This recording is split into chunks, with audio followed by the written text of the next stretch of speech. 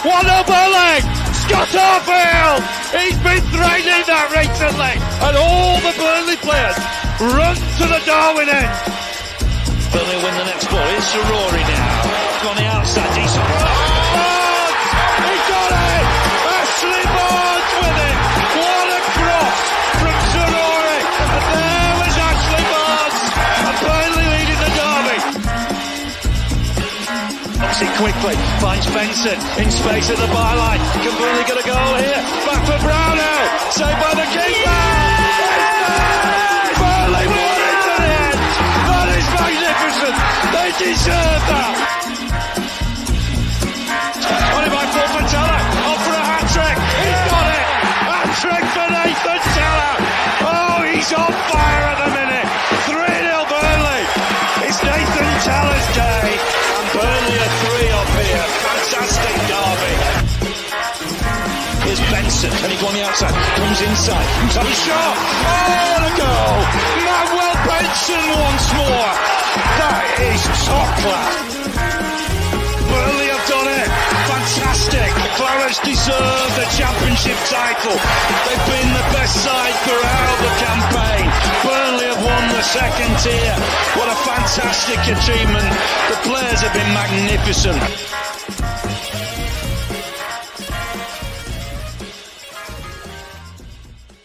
Yes, hello everyone and welcome along to the latest instalment of the Turfcast podcast. Full-time show, of course, with me, Joe Redmond, as we look back at yesterday's defeat to the hands of Brentford. Obviously, it finished Brentford 3, Burnley 1. Another defeat for Scott Parker's men, the 4th defeat in a row and the 6th defeat in 8 games, I think it is, as my chair breaks.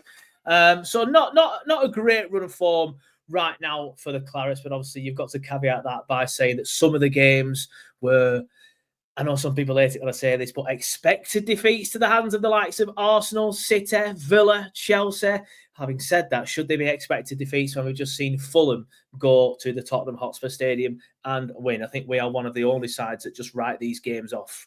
Well, that's how it feels like anyway. The lads will obviously say that they're not writing the games off, but it feels like we do. But obviously the Brentford defeat yesterday is a bad one, especially in the manner of the defeat as well in that second half. And of course, the West Ham defeat is not a great one as well. But it's not just me, don't worry. I know some of you hate it when I just drone on by myself. We will get all the comments. We will read them all out like we always do. But I'm pleased to introduce Daniel, who hasn't been on the show for a while. It's good to have Daniel back. And I'm also pleased to introduce Andrew, who everybody knows and loves. How are we doing, boys? All good, mate. Better than yesterday. Yeah, I'd be much better if we won yesterday, but that's football, I guess. Yeah, Dan, always love it when you come on and you have the fantastic background like that, the beautiful setup of the Turfcast logo. Absolutely. Andrew, you just make sure you got all your sort of like things in the background, your toys, which is fair enough. I've literally got a settee, so I can't speak. But yeah, that's probably the best. That's probably the best thing I've seen this weekend. But keep your comments coming in. Let me know what you guys think before I head to the guys and ask them what their opinion is. Martin Stevenson says, if you're saying don't sack Parker, what difference does it make keeping him? Well, I'll come back to that, mate, and say, well, what difference does it make sacking him? Like, if you're going to argue what difference does it make keeping him, well, I'll say what difference does it make sacking him. You might as well just keep the guy if there's no difference between the two. If you want to put up an argument for sacking him, then give me a reason why you want to sack him. We are going to talk about that later on in the show, though. Maybe not argue it now. Muzz says, evening Clarets, buckle in for a Sam rant. Sam's playing golf. So if he's ranting on a golf course somewhere in Yorkshire. Evening Clarets, says Alan. Muzz Trucking says, don't think sacking the manager will do us anything except to our rivals that we're rattled by our situation. He goes on to say, also Parker can only work with the tools he has been given, and many of the tools aren't good enough for the job at hand. Scott Sullivan says, evening all, unfortunately it looks like we've turned into a gunfight with a spatula this season. An absolutely brilliant analogy, which I do love. Jamie Gould, who I don't think is a Burnley fan, just says unlucky Burnley. I mean, cheers, Jamie. I don't know if you're being sarcastic or facetious or what. Thank you, I guess.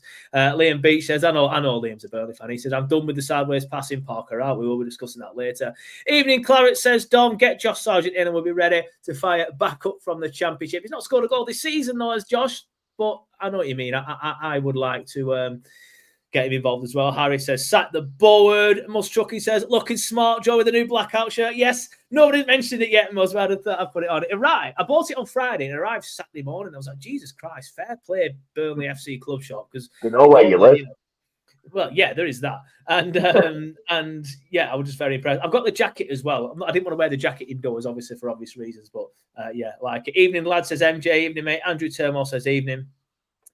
Dominic says Palace is a must-win. Even that might not be enough, but we'll keep the confidence going forward. And then he goes on to say playing golf in the dog. Yeah, good point. He might be lying to me. He says he was playing golf. He says he was playing golf. But anyway, let's get the lads involved. And everybody in the comments, please let me know what you think of yesterday's performance. Comments are now on screen. I always forgot to do that. Daniel, it's your, not debut, but your debut this season. Obviously, you've been travelling the globe for the last few months, so we've been unable to get you on the show. It's pretty good to always have you back, mate. But let me know your thoughts and opinions on yesterday's game, please, mate. Yeah, first of all, it's good to be back. I enjoyed these shows, but I was like Marco Polo. I was going all over the place. So, yeah, it's good to be back.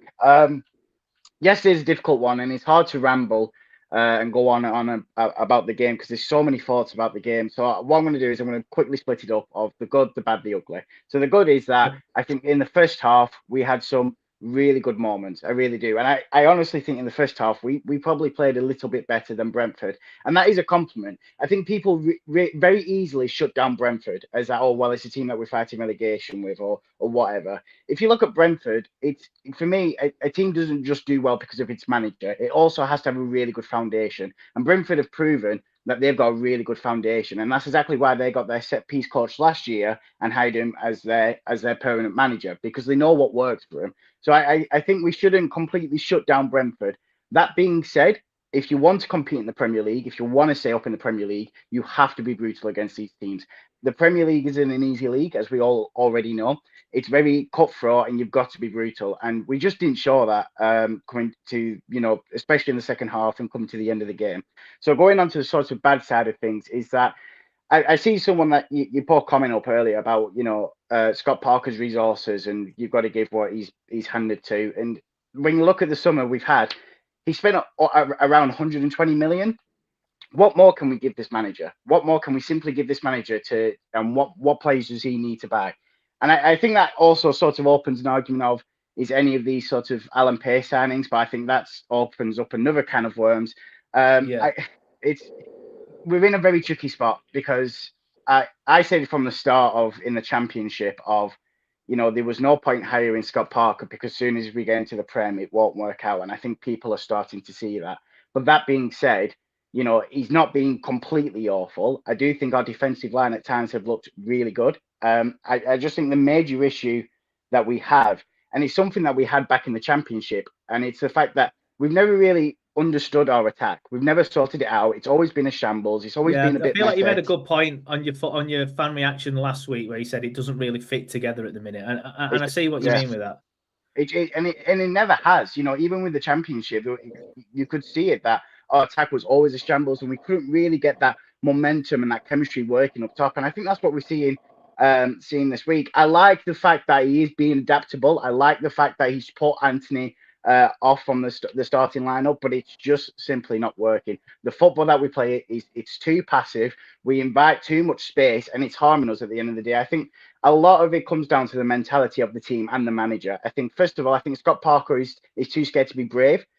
Due to the fact of the previous campaigns he's had in the Premier League and the scorelines that he's had, that he's too nervous for it. And I think also a lot of it is down to the mentality of the players. My uncle mentioned a really good point, and it's something that my granddad said, was that do these players actually believe in themselves? Do these players see themselves as Premier League players? And I think if you look at the last 15, 20 minutes of that game, you don't see that in the players. I truly think the players don't think that they believe in themselves. I think we're in a very sticky situation.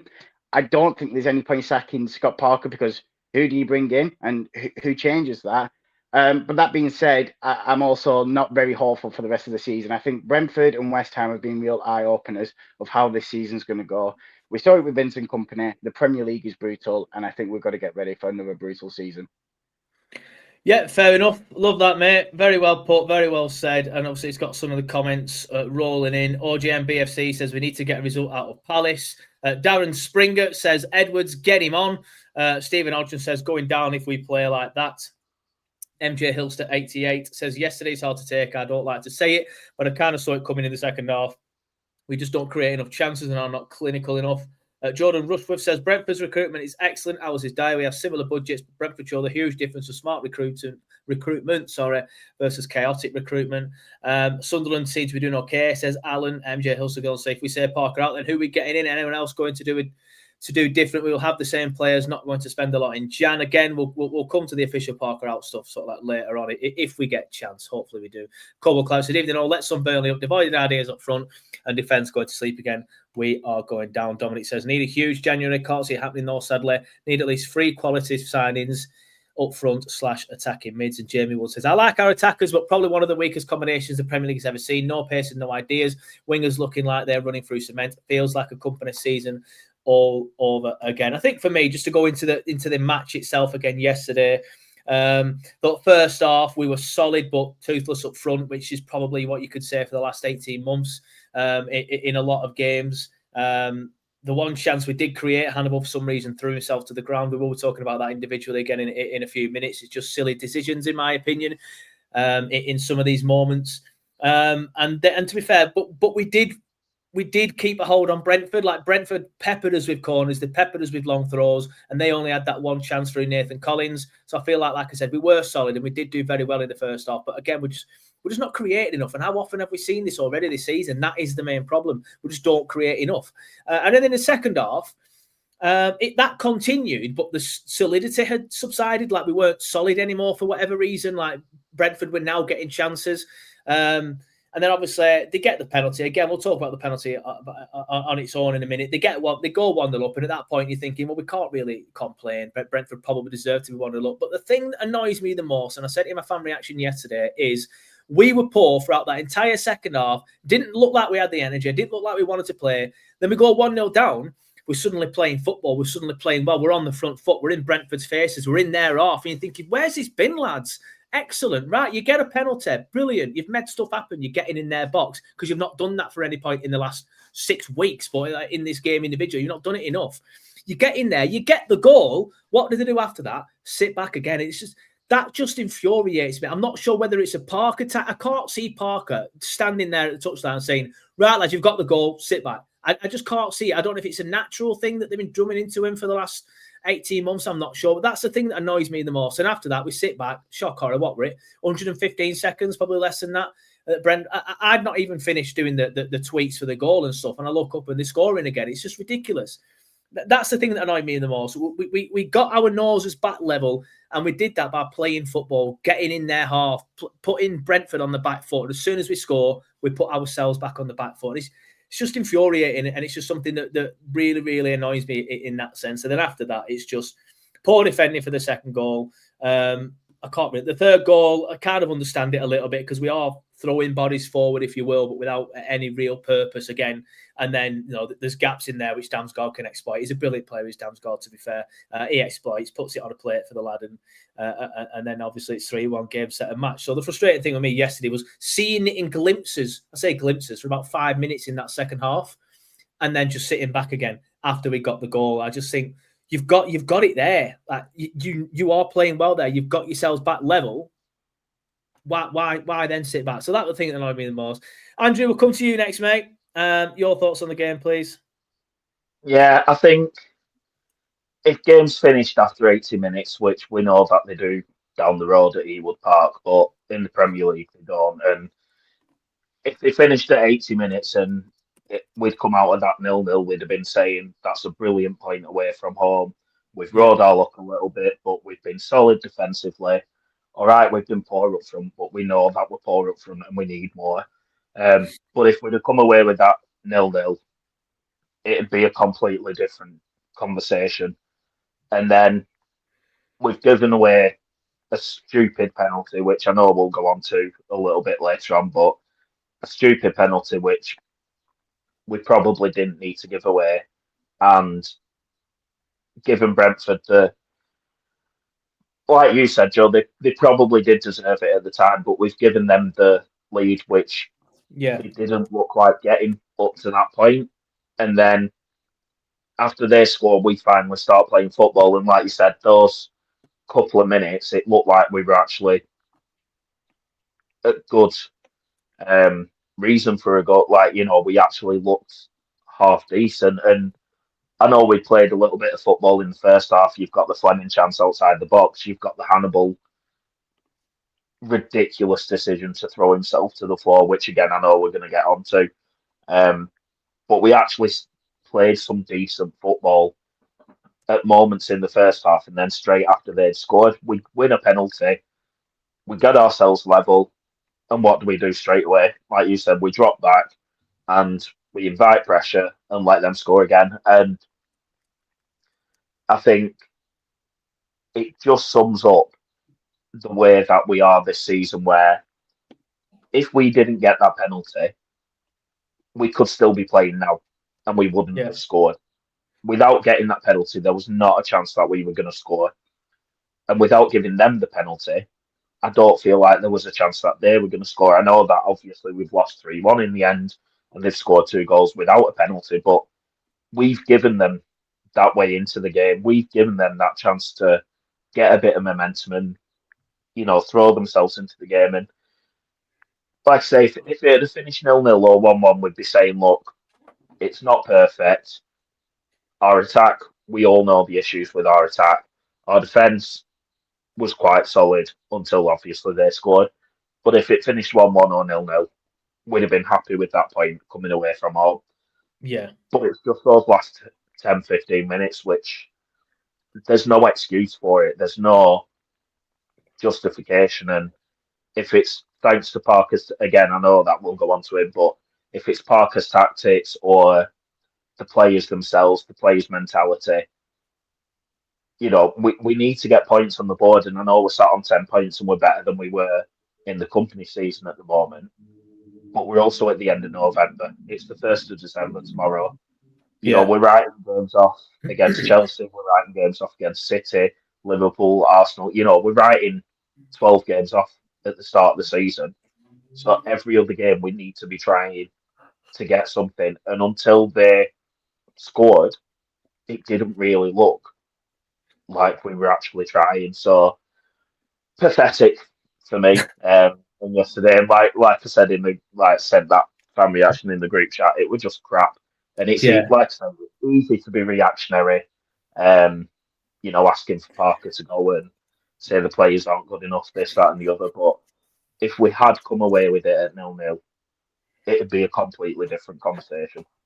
Yeah, unfortunately though, that's not the conversation that we are having. Muzz Trucking says 73 seconds it took them to score after we equalised. I actually thought it was more than that, so it's even worse than what I thought it was.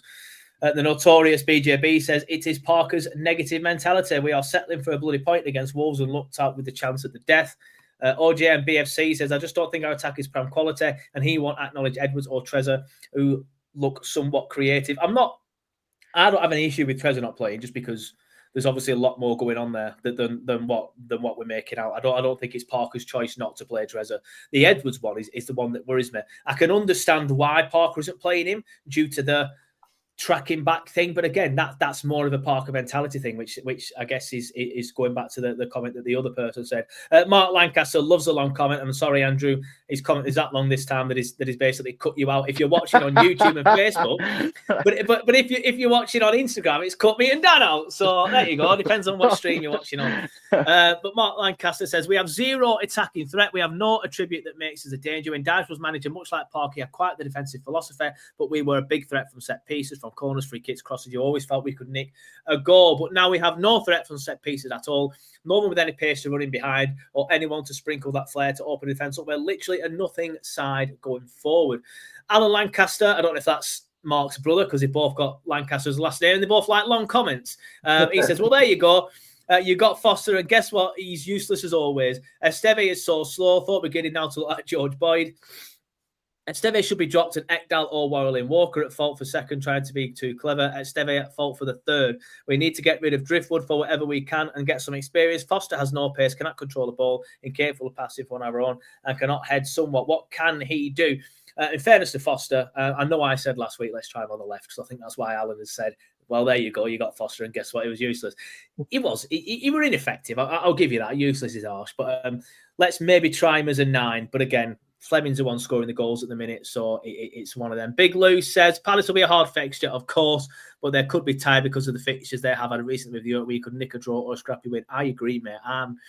not confident, but I'm thinking maybe they've just been to France and got beat in the Europa League, Conference League, whatever tournament they're in, and they've obviously played today at noon, so they might be well rested from today. But yeah, fingers crossed. They played more games than us recently. And Dom says draws aren't good enough from here. We need to win games. If we do have a game, we'd now still be likely to go down. Keep your comments coming in, and if you are watching the stream on YouTube, because I've just quickly checked on YouTube, there are currently 75 people watching on YouTube. Make sure you like it, because there's only been a couple of likes on it as well. It really does help us grow, and it helps us get better and bigger. We are the long, excuse me, he says backwards and sideways everywhere we go. Alan Groschmidt said, yes, the mourners wanted Foster, and that's what they got. Well, what's the answer then, Alan? Like, I don't understand why you're calling us mourners, and yet you're mourning that Foster was in. I don't understand that. It's always a certain type of fan that mourns about Foster being in. Like, it's one of them for me. Like, it wasn't working without Foster, so try something different. I don't see what the issue is with putting Foster in. Anyway, quite a few talking points yesterday, and the one that I'm going to start with is this one. Hannibal, what are you playing at, you absolute clown? It beats the defender, right? So this is, for those that don't remember, for those that didn't see the show, everybody will remember. Hannibal has the ball. It's a bad set piece from Brentford. I can't remember if I think it's a short goal kick that goes wrong. You could say we press them quite well. I'm not sure, but we get the ball. The ball gets worked to Hannibal. You're thinking, right, hit it. No, it goes round the defender. You're thinking, brilliant, well done. He's got round the defender. And then he goes down. I'm not going to lie. I was screaming for a penalty because in real time, I thought it was a pen. I thought it was blatant. I'm like, penalty? Because you think if a player's beaten a defender, which you can clearly see he has there, if you can look at his left foot, he's about to control it, which is exactly what he does. And then for whatever reason, just throws himself to the ground. Like, there's no touch there whatsoever. You can see the blatant air between the defender's foot and Hannibal's foot. There's no touch there whatsoever. And I put a tweet out yesterday saying, Hannibal, what are you doing? What are you going down there? And there was a couple of people saying, actually, I think you'll find he was clipped. Like, he wasn't clipped. I'm sorry. If you think he was clipped, then I don't know what to tell you. This is where Andrew or Dan tell me they think it was clipped, to be fair. But it's just, I just don't get it, man. Like, what are you doing? Like, if it's a crowded area, I'd half understand it. I'd half understand, like, he's got his back towards goal. I'd understand. He's going towards goal. He's beaten the defender. Put your foot through it and put us 1-0 up. It's a completely different game. But for whatever reason, this absolute loose cannon, and I like the guy. I've been crying for him to start. The absolute loose cannon just throws himself to the ground. It's like, what on earth are you doing? Andrew, we'll come to you first on this one. What were your thoughts on this Hannibal debacle of a dive? At the time, I was the same as you, screaming bloody murder for a penalty. Because, like you say, in real time, it looks like a penalty. Watching it back, it's not a good look. It's especially with everything going on with him at the minute as well. It's just another stick for these fans to beat him with. And obviously, straight away, Preston fans and Leeds fans are on Twitter, and he won't give a shit. Of course, he won't. But it's just another stick to beat the guy with. And like I say, Tom Daly would have been happy. Like, Tom Daly would have been proud, because it was awful, and it's not something that you want to see your own team doing. And we aren't that sort of team where we do throw ourselves to the floor every chance we can get, or at least I don't feel like we are. And he's beaten the man, and he's in the perfect position to have a shot. And I'm like you, like, I love Hannibal. I think he's brilliant. I think he's one of our most technically better players. And at the moment, I do feel like he should be in the starting 11. But we've pressed the ball, and we've won it from, like you say, a short goal kick. We've won it well. And I don't know what the stats are for how many times we have the ball in the opposition's box. But we know from this season, we don't have that many chances in the box. Like, I think we're second highest on goal conversions or something. But that's because of how few shots we actually have. Yeah. And he's beaten his man, and he's either got... realistically, he's got two options. Have a shot and put your laces through it, or pass it to Fleming, because Fleming's in a perfect position as well. And he's taken the third option to throw himself to the floor. I don't understand. Like, I can't understand why. Yeah. I honestly, my head was gone when I saw it back, and I was like, because I thought, oh yeah, typical. The referee is giving a free kick against us. He's giving them, he's booked him for diving. It's definitely going to get overturned. VAR are going to look at it. And then when it showed the replay, I was just thinking, what the hell are you doing? Yeah, same. Utterly ridiculous. Mus Trucking says Hannibal cheating is just a byproduct of the type of mentality that is taught in academies nowadays, to buy a foul/pen if the opportunity presents, instead of taking a genuine goal-scoring change. Lee Greenwood says, put it away. Diving in that situation is senseless. The Notorious says he has to either slot it past the keeper himself or play Fleming in for an unmissable chance. He is a brainless, busy idiot. If I was Fleming, I'd have gone full Idrissa Gueye on him. I actually like that, but Fleming, don't do that, please, and get sent off. Badger 505 says it's in his United roots. Alan Lancaster says, I like Hannibal, but he's a red card walking. He's irrational, keeping it short. Sorry, Alan, feel free to put as many comments as you want, by the way. Don't keep it short, mate. You say what you need to say. I will always put comments on screen, whether they're long or not. The Passel Joba, probably pronounced that right, mate. Apologies. Doesn't matter who play up front. If we bought Haaland and played him up front, he would fail to score the way we are playing nowadays, senselessly. And Beach says that's the Man United play him in it. Cornwall Clarets says he's lost confidence in front of goal. There is no place for cheaters, even if he is Burnley. Mustrucky says absolute idiot, leaving his leg out there looking for contact instead of lacing it. DC Hunter says when you play Hannibal, there's always going to make an example of you. They're always going to make an example of you. Love Hannibal, says Big Lou. But it has been a right pain this season. I mean, what I will say is I agree with some of the stuff that people are saying there. It's sort of like the big team, sort of like nonsense. Like you see Chelsea players do it. You see Arsenal players do it. You see Liverpool players do it. Hannibal, you don't play for Man United anymore. You play for Burnley. We don't accept that bullshit at this football club. Get past the man like you have done and put your foot through it. Put the club on the look. No fan is looking at that and thinking, nah, fair enough, I understand it. If you want to endear yourself to the Burnley fans, play football like a man, not like a little boy throwing yourself to the ground. Dan, I'll come to you next, mate. What were your thoughts on that stupid Hannibal incident?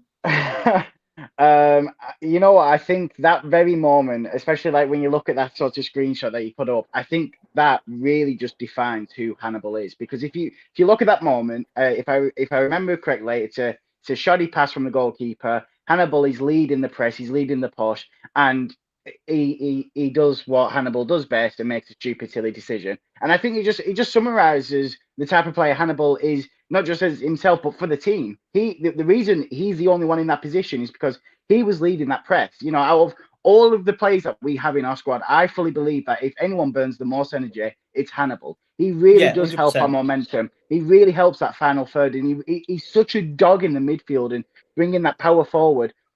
But the biggest issue with him, like it is in that situation, and like it is majority of the games, is that he's a liability. He got a yellow card because of that moment, and because of that, we had to bring him off in like the 56th minute. Exactly. And that hurt us. That hurt us. After he came off, you could see that momentum completely slowed down. And it's a really tricky situation with Hannibal because I do think he's a really good player. He's proven it in times where he's played for us, but not even just for us, when he's played internationally as well. But when he's a liability like this, what can you do? What can you do with this player that just will not learn, just will not change? And situations like this, especially this, it reminds me of Astignon in the Vincent Kompany season. It was the last game against Tottenham and rolling around the floor. And you're just thinking, what are you doing? What are you doing? Like in these crucial moments, you cannot be making decisions like that.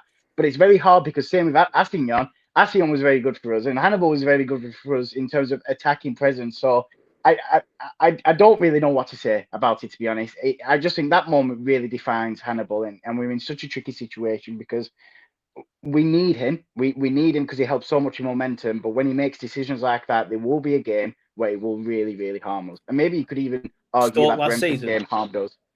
Yeah, exactly. Last season as well. Yeah, exactly. And it's just painful. It's just painful.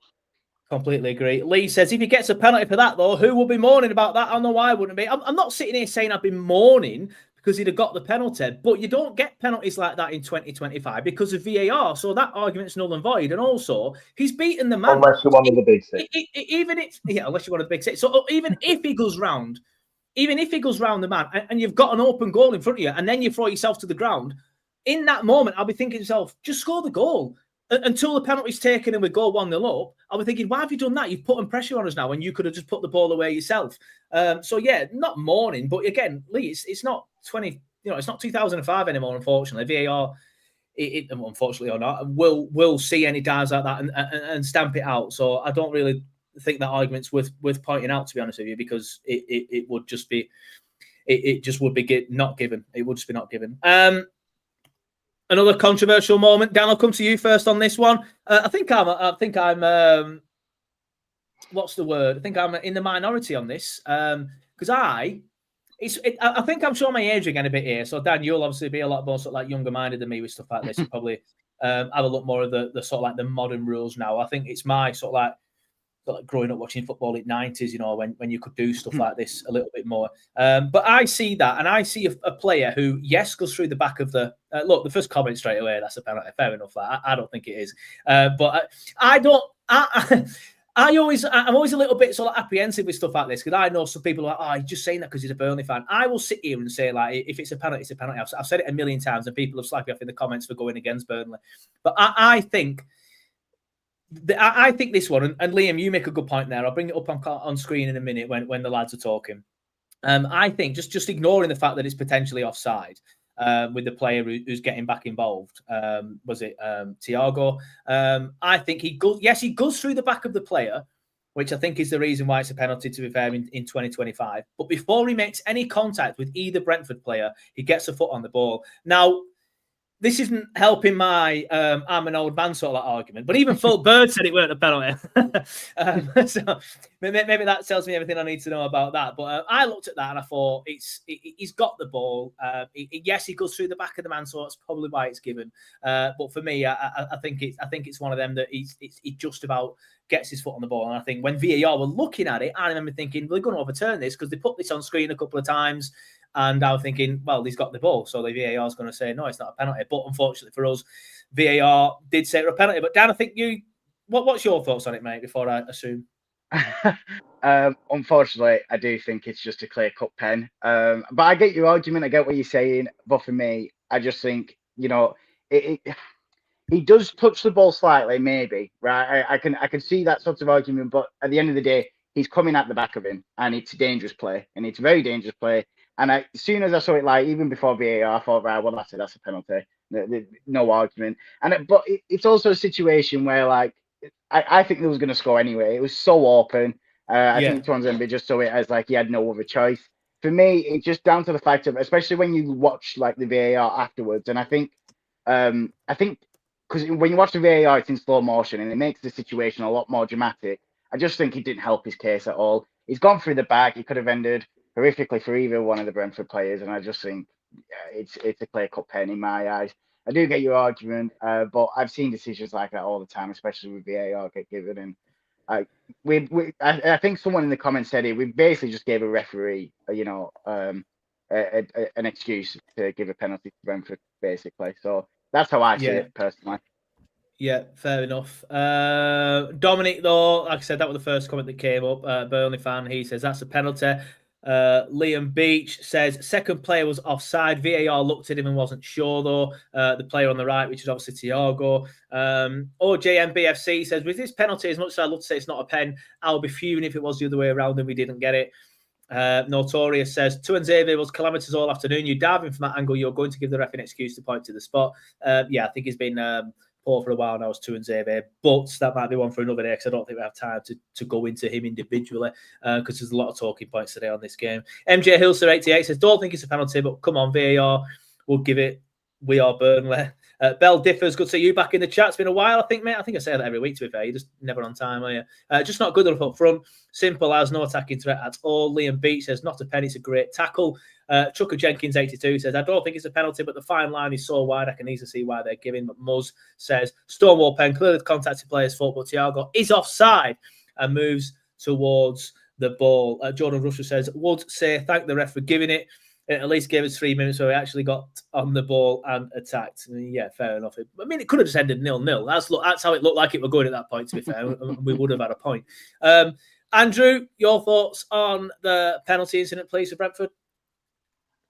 I'm really struggling with it, and I've struggled with it since it was given because I'm on both sides of the fence with it, and I can see both arguments. Like, I'm a bit like you, Joe, where he gets a touch of the ball. And, back when I was growing up watching football, he's got a touch of the ball. That would not be a foul. That's never be that would never be a foul in the middle of the pitch, in the box. That would never be a foul.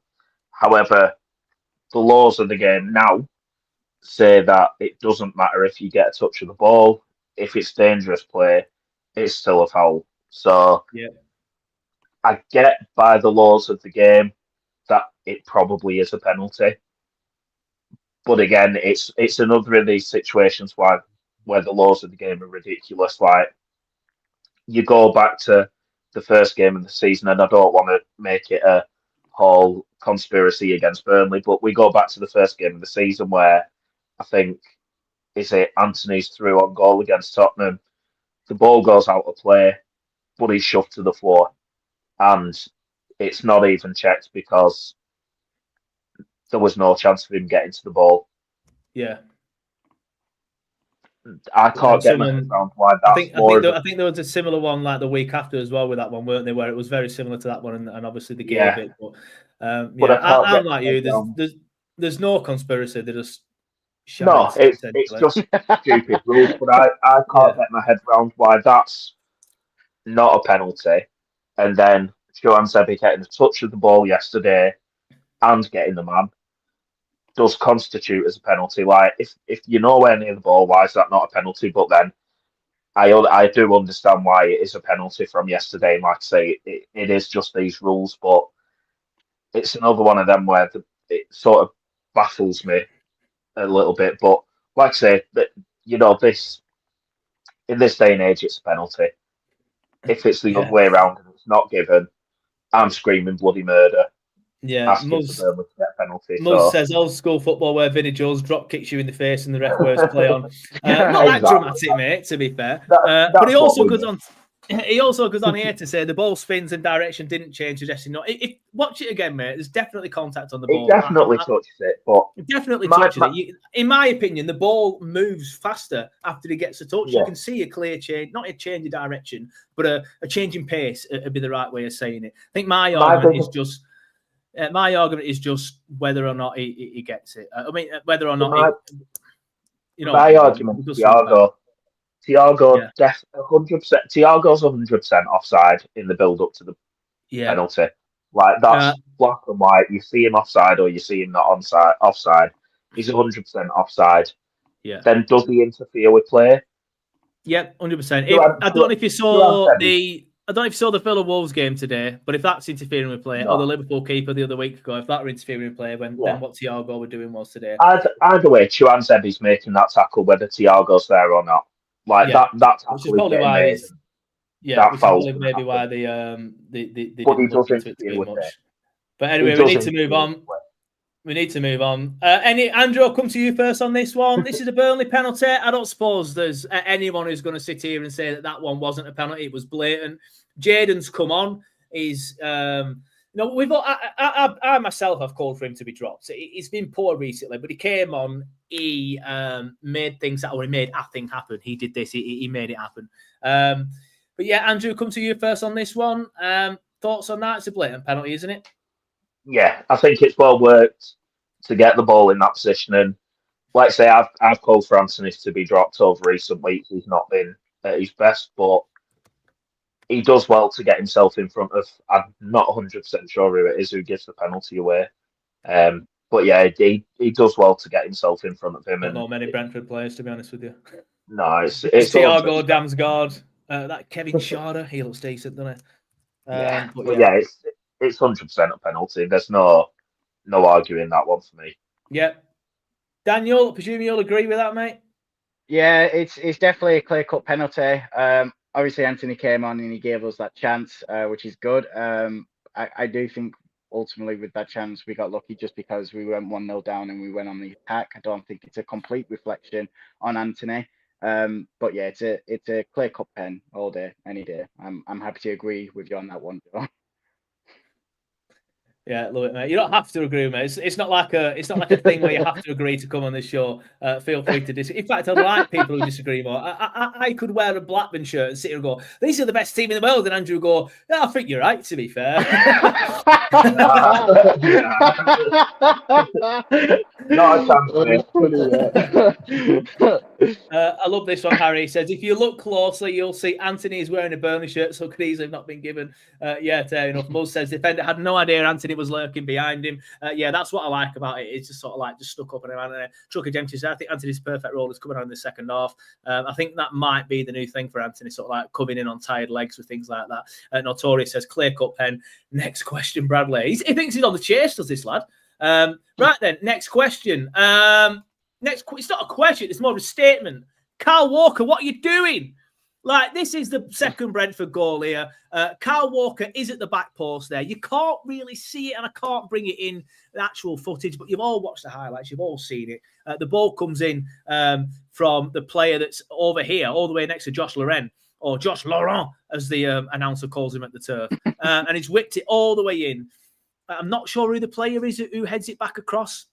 But he's sort of like behind Kyle Walker at this point, and he runs and gets in front. Because the ball takes that long to get in, Kyle Walker gets back level with him. And for some unbeknown reason, instead of just heading it behind for a corner or heading it away or just trying to boot it, he tries to head it behind him. Now, that doesn't work because, as you can clearly see there's a Brentford player behind him. He then puts it back across goal, 40-yard goal, I think it is at this point, and Brentford go 2-1 up. Daniel, your thoughts on this second goal from a Burnley perspective? It's just poor defending, isn't it? Yeah, completely. It's definitely poor defending. There's no doubt about that. And I think what I find ultimately frustrating about this moment is two defining things. Is the first one of how late in the game it is, and just to fall asleep in this moment is so unbelievably frustrating. But not only that, Brentford rely on crosses. That's how they win games. When it comes to these major crosses, like we saw in this very moment, they rely on them sort of moments to win games, and we gave it to them. And it's just very frustrating very late on to give that away. But just to kind of go back onto what I mentioned at the start of the live stream about Parker's tactics, about how much space we give players and how we're so passive. If you look at the player in this screenshot, and even if you go back and watch the highlights of the video, the player that crosses the ball into the box, we allow him to do it. We literally watch him and for him to just cross the ball in and for them to get that goal. So it's very frustrating the way we set up after we go draw up again and we concede straight away, and it's just in the minute it's in, it's just very annoying. Like I said, Brentford, they on literally every game they play, they rely on crosses. The team should know that, and this very moment of just lazy defending, just falling asleep, it's cost us, and it's annoying. Yeah, Andrew, you said in the fan reaction yesterday that all three Brentford goals are poor defending from a Burnley perspective, so I presume you'll agree with what me and Daniel have just said there. Yeah, I think Chuanzebe needs to do better marking his man. I think Walker he's just had a massive drop off the last few weeks, and that sort of summed up where he's at the minute for us. And Dubravka, I feel like he could have been stronger coming out to it, but it's just a complete mess defensively. And like Dan said, we've given Henderson that space. This isn't a player that we know nothing about. This is Jordan Henderson, who, we know that he's won the Premier League. We know that's his game. His game is to put those crosses in. And we've just given them so much space. And the fact that we've just been and scored an equaliser, which, again, was very much against the rudder play up to that point, we've managed to somehow get ourselves back into the game and then defended it that poorly. Yeah, just abysmal. Yeah, just not good all round from a Burnley perspective, is it really, to be fair? And I've just quickly watched back the third goal. We won't talk about the third goal too much because it's just much of a muchness more than anything. But I saw that somebody tried to blame Maxime Esteve for it earlier. I don't think it's Steve's fault, actually. Steve's running back towards goal. I don't know what more he can do with that. It's a great pass by Damsgaard. All I'd say is if it's anyone's fault, it's the midfield. There's too much space in the middle there. But I understand why there's so much space in the middle there, because we're 2-1 down. It's the 90th minute, whatever it is. We're going to try and throw bodies forward. We didn't do anything with throwing bodies forward. That's a frustrating thing. But we did throw bodies forward, and we then created some space in behind, which Damsgaard is the type of player that will exploit that. Damsgaard is probably one of the most underrated, or if not the most underrated player in the Premier League. I was there when he scored against England a free kick in the Euro 2020. Was it Euro 2020 semi-final? I can't remember. brilliant player, and he. You give him the space there, he's going to exploit it. Walker and Steve, who we have picked up all season, are making mistakes each week, especially Walker. I think people are being harsh on Steve. He has made a couple of mistakes, but I don't think he made a mistake as much yesterday. He tried to make a tackle before the third goal and couldn't. But I won't say it's a mistake. He just got it wrong. Big Lou says he tried to head it back to the keeper. Why he did that, I don't know. Just leather it out. Exactly, mate. Just boot it. Alan says, just look where everybody is. Walker with 2 men and 4 others nowhere. Brother Mark says, Danny's right. We gave him too much space for the guy to get the cross in. Excuse me. But we did that against Arsenal as well. Carl also tries for too much of a smart arse. Lee says the defensive side seems less solid just at the wrong time as we're heading into the most important games. And Trucker Jenkins says, such a frustrated end to the game. We're good under pressure until we aren't, and then it all comes crashing down. I know what you mean. It sounds weird, that sentence, like good under pressure until we are, which ultimately means that we aren't. But like for large parts in that game, we did deal with it well. So I see what you're trying to say, but ultimately, if it cracks and you're conceding 3 every week, which it feels like these days, then you're not very good under pressure, are you? But I see what point you're trying to make. Right, the big debate. It's time for the big debate. What do we do about Scott Parker? Is it Parker in or Parker out? I mean, I do think it's probably too early for this conversation. I got loads of stick yesterday on Facebook, right? And I will be going through some of the Facebook comments in a little bit, but I literally just put a post up saying, is it time to start thinking about Scott Parker? I also then went on to say in that same post, I think it's too early myself, but it seems to be a lot of people debating it after today's result. There was 501 comments on that post, 501 comments on that Facebook post. If you don't follow us on Facebook already, please make sure you do. We have just under 66,000 followers on Facebook now. It really is a huge page. The biggest Burnley fan page ever on Facebook. Well, anywhere, really. But a lot of people are in there. We say, what a ridiculous post. Turfcast stirring again. I mean, I'm not stirring because I don't particularly want him out. I'm asking the question because loads of people who are on Twitter were saying it. The Burnley Aces Facebook page had already said it. So I don't really understand what me asking the question is to do with stirring. But the people that love the show and understand what we all are about are either in the comments or on the stream now. So everybody get your comments in, whether you're Parker in or Parker out. As I've already said, and I'll go into details now why I think it's too early, is there's been 2 defeats this season I look at and think they're poor defeats them, and that's Brentford and that's West Ham. And even Brentford, you could make arguments for because only Manchester City have left the GTech with all 3 points yet. So I do personally think it's too soon. However, the thing that worries me, and I'm guilty of this myself to be fair, is we do go into these games at Spurs, at United, at home to Liverpool, at home to Arsenal, and just accept that we're going to get beat. And I feel like that was never a thing under Sean Dyche. We'd go in, we'd win some games, we'd get some points. We'd beat United at Old Trafford, beat Liverpool, we drew with Arsenal at the Emirates. So it's, for me, I think it's too early, but I'm one of them now where I completely understand, because I sat here for the entire Premier League season saying, Vincent Kompany's got enough credit in the bank. He deserves to have the chance to bring us back up, blah, blah, blah, blah, just for them to burn our fingers and stuff like that. So I think we need to learn the mistakes from the Vincent Kompany era and not just blindly back him as we slowly slide down the league, in my opinion. I think we need to make sure we don't make the same mistake again. So if we are going to have another season as bad as the Vincent Kompany season, then don't just stick with him until the end of the season. He needs to be sacked at some point, but I do think it's too early yet for me. I will be considering it a lot more if we lose to Palace and Newcastle, but I think even then I'll be like, maybe 1 or 2 more games, I'm not sure, but then you could make the argument after them 2 games, it's starting to get a bit late and you need to start being proactive rather than reactive. But I think it is a little bit early myself. Dan, I'll come to you first on this one. What are your thoughts on the Parker in or Parker out debate? It's a very difficult one because there's so many variables to it, I believe. I ultimately think that as of right now, no, but the jury is very much out for him. Yeah. And I think that he's got about 2 or 3 weeks left to really decide, because ultimately, if we are to bring a new manager in, they need January. It's simple as that. They need January because the players that we have now clearly seem not good enough for whoever we was to get. And I think it's very important that, and I think someone has mentioned it in chat of, if we do start Scott Parker, who do we bring in?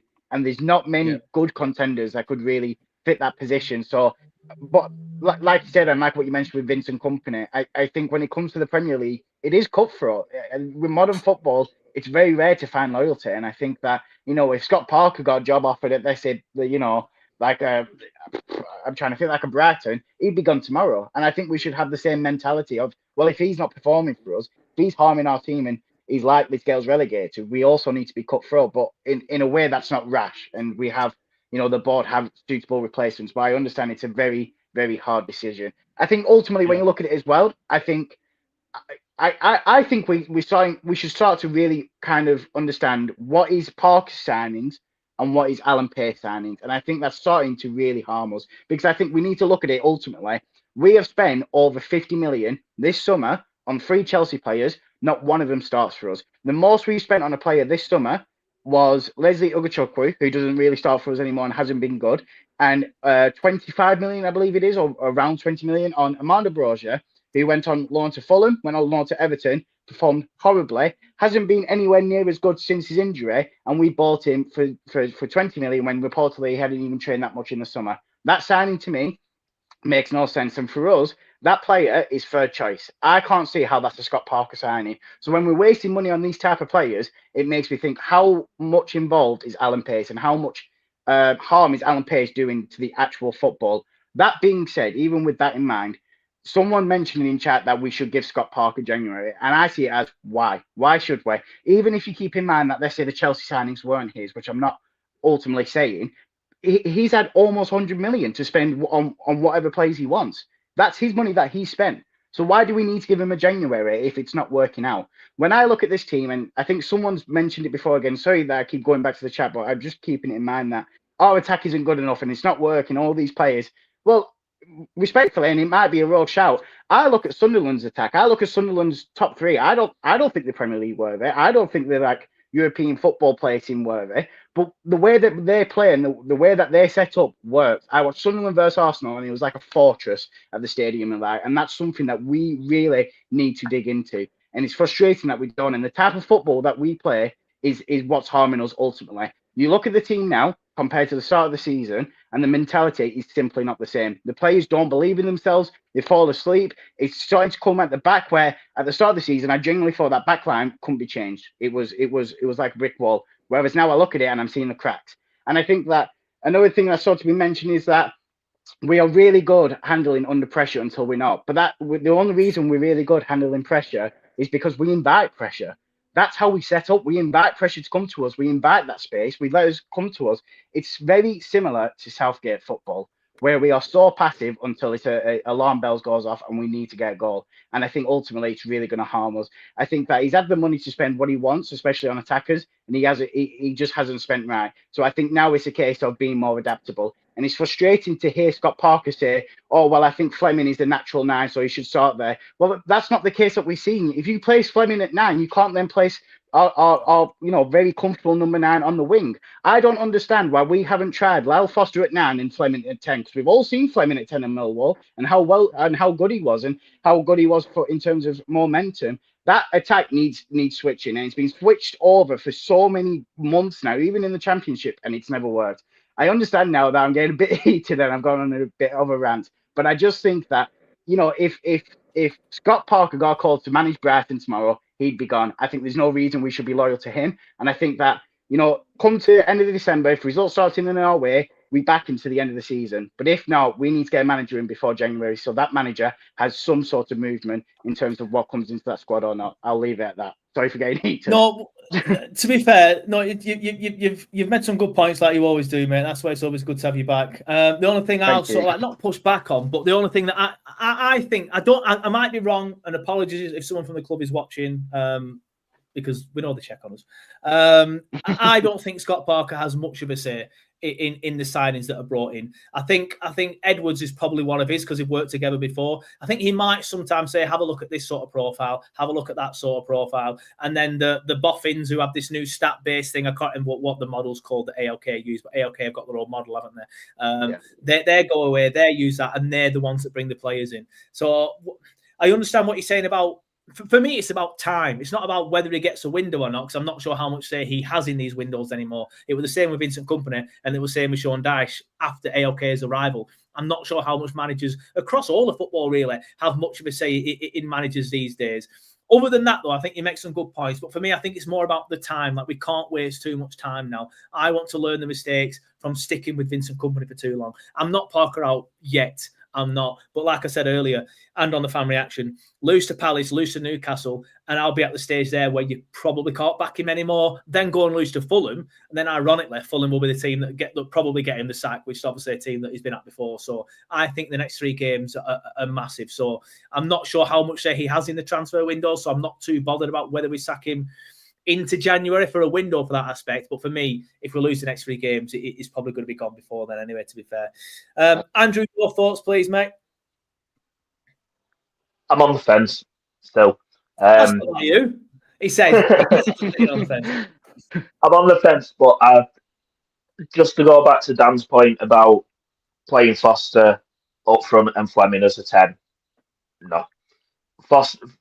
Fleming plays as the number 9 because in the last 2 seasons he has outscored Foster by miles. I just want to say, sorry, I just want to say really quick. Right. I'm not saying that Fleming is a bad number 9. He's a great number 9, and especially like against West Ham, I think he's our best player. The argument that I'm trying to make is that we don't have like the flexibility like these big 6 teams have, where we can put a player in a certain position and then they can thrive in his happy days. Our attack isn't working. So what I'm basically saying is that I'm not saying that Foster is better than Fleming at 9. I'm saying that we've got to work with what we've got and be adaptable. We know that Foster can be a lot more comfortable at 9, and we know that Fleming works at 10. That helps us in terms of building momentum. I'll let you carry on. I don't mean to interrupt. I just want to make sure. No. I do understand what you're saying, but Fleming is working in the 9 for me, at least. It's everyone around him, so that's the only position I probably won't be changing, and I can see why Parker's not. To go back to something you said there, Joe, about lose to Palace, lose to Newcastle, and then lose to Fulham. Like, I know I'm going to be a little bit hypocritical in saying, oh yeah, we can't just write games off. We need to get points against everyone as much as we can. Palace and Newcastle are hard games. Like, I know whether in the Premier League, that's what I mean. That's the cliche, though, isn't it, mate? There's no easy games in the Premier League. We've just been to Brighton, who are the second smallest club in the Premier League, behind Bournemouth. In front of whatever. And they are not an easy game because they've got such a good home record. So there's no easy games in the Premier. Palace or Newcastle away. But we lose those 2 games, and it's not a nail in the cup. Like I said before, if we finished yesterday 0-0, we wouldn't be having this conversation. No one would be asking for Parker to be sacked. I understand that we obviously didn't draw 0-0, and that we did lose 3-1. But for me, that's not necessarily on Parker. The penalty given away was silly by Chuanzebe, whether we accept it was a penalty or not. The second goal, again, it might be some of Parker's tactics to defend, straight from getting the equaliser, but it's poor defending. The third one, I know we didn't really go into it, but for me, it was poor from Steve, and we gave him a lot too much space. So those 3 goals. Sorry, just really quick. Who do you ultimately think is at fault for yesterday's game then? If it's not Parker, who is ultimately at fault for yesterday's game? I think a lot of individual errors. I'm not saying Parker wasn't at fault. Yeah, fair enough. The triple substitution of Anthony Laurent and Brun Larson wasn't brilliant. Parker's subs have never been good. That's another thing that annoys me the most about Parker. His in-game management is atrocious. It is. I completely agree there, and I'm not saying that I'm sat here completely comfortable with Scott Parker as our manager. That's why I'm on the fence, because I was very nearly reactionary in my fan reaction, saying get him out, get him gone, get someone else in. I'm not going to sit here and be like, I'm 100% backing Parker. I can understand the frustration, and if he went tomorrow, I'd be like, yeah, I can understand why ALK have done that, why Alan's done that. I can understand it, and we move on. But for me, it's a very reactionary question to have at this moment in time, and a very again, like I say, I do understand it. But we asked for him to change the starting 11 last weekend to go a little bit more attacking. And we've begged for him to drop Anthony. We've begged for him to start Hannibal. We begged for him to bring Foster in on the left. Or you did, Joe. You wanted Foster on the left. I mentioned it. I won't say begged. Sorry, I don't want Alan kicking off again. But he did make those changes. You know, we were stuck last year with, not last year, the year before, with a manager who was too stubborn to make changes, who didn't accept when he made mistakes. While I agree, Parker's making changes to the personnel, and I agree. If you look at yesterday's game in moments, you can look at it and say, stupid defending for the second. You can't really put that on Parker. A stupid diving from Tuanzebe. You can't really put that on Parker. Too much space for the third. You can't be... In them moments, you can't put them individual moments on Parker. I agree with that. But the entire style of play and the pedestrianisation in terms of going forward, that's the bit that you can put on Parker. And that's why I'm very much on the fence, because I can completely understand why people want him to go. And like I say, yesterday I was nearly very reactionary, saying I want him gone. And if, like I say, if he goes tomorrow, there won't be an argument from me being like, oh, you've sacked him so soon. Like, we need to learn from what we did last time. And if he is to go and we change the style of play and we manage to stay up, then absolutely, like the right decision has been made. Yeah. But I think it's very difficult to make that decision simply on yesterday's game. Yeah. Like that for me is and again, the next 3 games, it's hard for me to say, we lose against Palace. Palace have, are in a good run of form. I know that they've just lost to United, but we lose against Newcastle. A draw, weren't it? Did they draw in the end? I don't know. I think it might have been 1-1, but I might be wrong. Anyway, I need to come in because I need to read some comments out. You know what I mean, no? Yeah. Right. These comments are from more than 15 minutes ago. That's how long we've been talking about this. Wow. Steve Witte says out. Dominic H says Parker in. Ashley says only just tuned in. Needed to say it's time for a change for Parker, I'm afraid. Good to have you here though, Ashley. Badger says Parker in. What about Bodger? We need to know what Bodger says. We've got what Badger's saying. What about Bodger? That's a reference lost on I think a lot of you. Dan, you laughed, Dan. I don't know if you remember that too. You definitely don't remember. Yeah, I do actually. I do. Oh dear, fair enough. I used to love that back in there. Anyway, I digress as usual. ADHD is kicking in. Dominic H says, give him the January transfer window to make things right. Dan's already said absolutely not to that one. Trucking says Parker just needs to bring back the green jacket. It's probably the weather now where he could probably do with it, to be fair. Lee Greenwood says, how many games we've lost so far that we should have won? I can't say we should have won at Brentford or we should have won at West Ham, but I can sit here and say they're 2 bad defeats against teams in and around us, especially West Ham. Maybe not Brentford in and around us, but you know what I mean. 2 games left, says Simon for Parker. Graham Catlow is still in. Big Lou says if Brentford would have just won 1-0, I would have not been that angry or disappointed. But Brentford are good at all. We just conceded 3 in 10 minutes. MJ Hilser said, if Parker went, who are we getting in? What is anyone else going to do?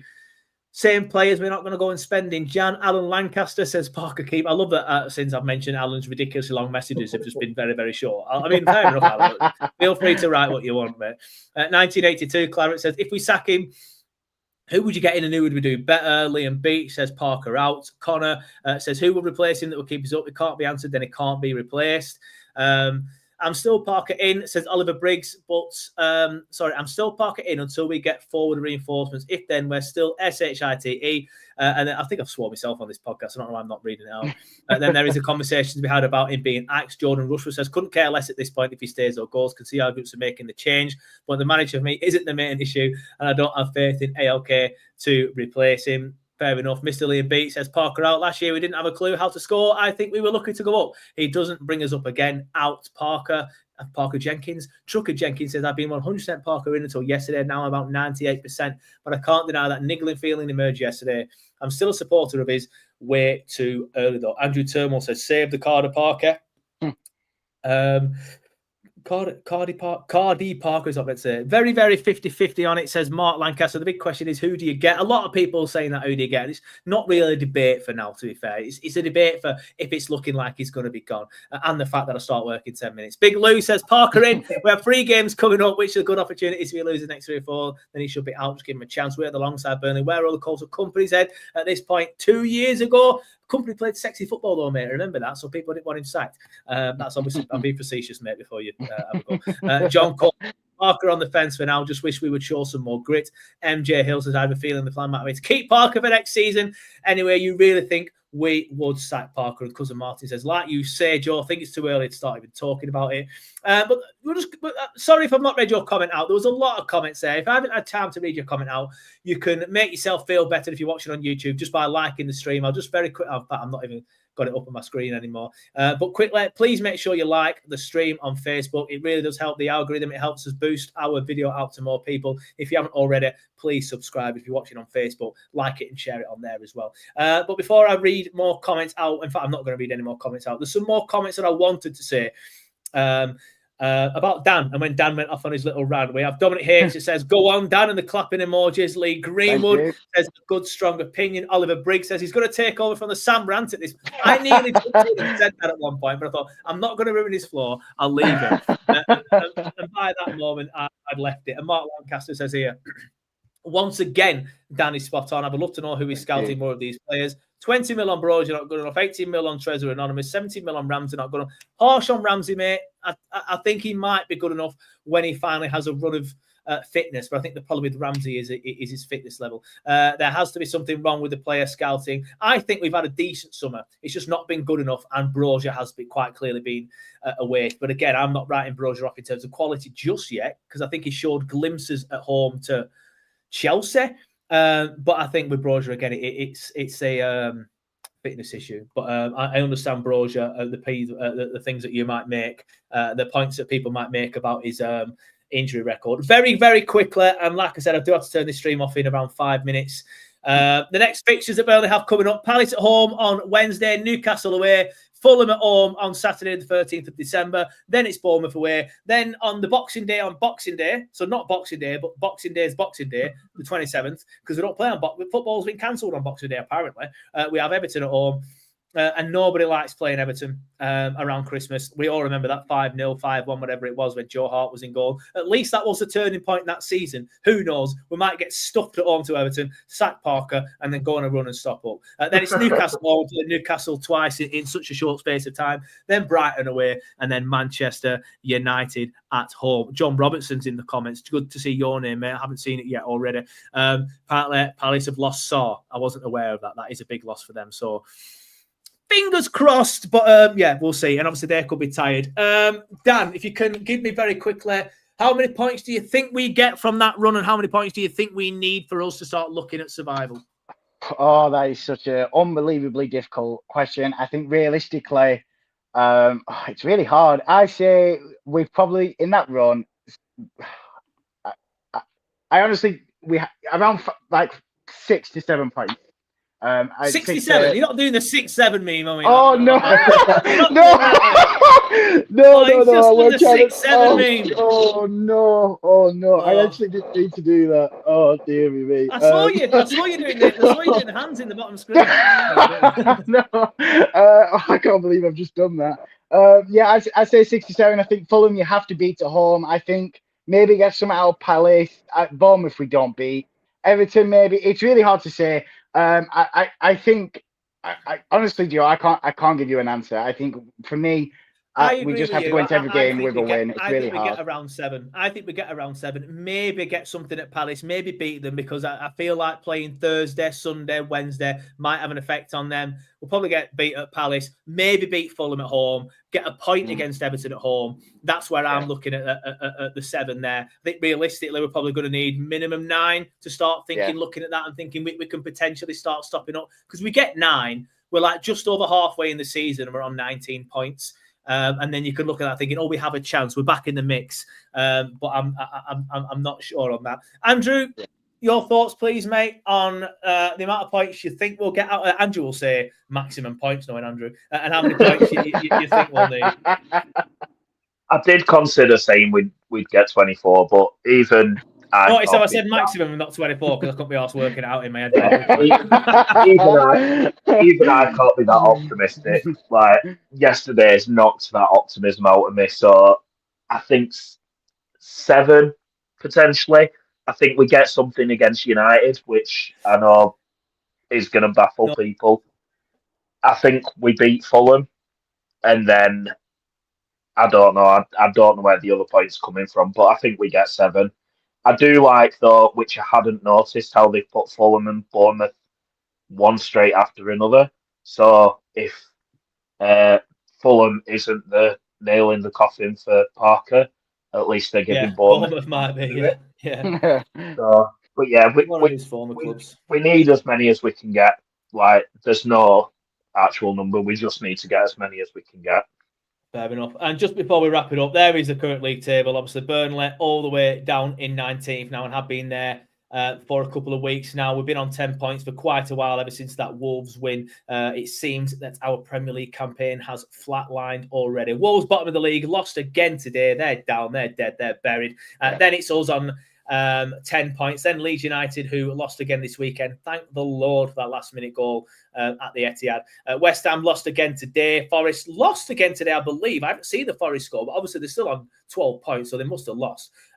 Fulham, though, that was the result that annoyed me the most this weekend. There's a bit of a gap forming now. And I don't think Forest or West Ham are a million miles behind Fulham. So I feel like Forest and West Ham will start to pull away. And then it's Everton, then it's Newcastle, who obviously spanked Everton this weekend, then Tottenham all the way down in 12th. The Fulham result annoyed me a little bit this weekend. Anything very quickly, lads, that you want to say before we wrap it up? I think I've said enough, to be fair. I've definitely hurt my throat with the amount of rants I've done today. No, mate, we love it. We do like people coming here and having rant. If you and Sam on the same show together, mate, that will be some viewing. So please, I know you work quite regularly on Sundays, but if you can be a little... Having said that, Sam's about as available as, I don't know, someone who's not... Mike Trezor. There you go. Sam's never available. So to get you two on a podcast together, we will struggle. But Andy, I've never called you Andy in my life. Andrew, anything that you want to quickly say before we wrap it up? No, I think that's it, mate. Happy days. Right, well, if you join the stream late, don't you worry when I press end stream. It stays on Facebook and it stays on YouTube for you to watch back at your leisure. If you've been watching on Instagram, unfortunately, it's immediately deleted and you can't get it back. So if you want to watch the full stream, head over to Facebook, head over to YouTube, and you can watch the stream back in its entirety there. And of course, within the next 45 minutes to an hour, I will be uploading it as a podcast as well, and you can listen to it at your leisure, maybe on the way to work tomorrow morning. But thanks everybody for watching. Thanks everybody for listening. And we will see. Apologies for the very abrupt ending, but I'm starting work in literally 3 minutes. But thanks everybody for watching. Thanks everybody for listening. We will see you next time.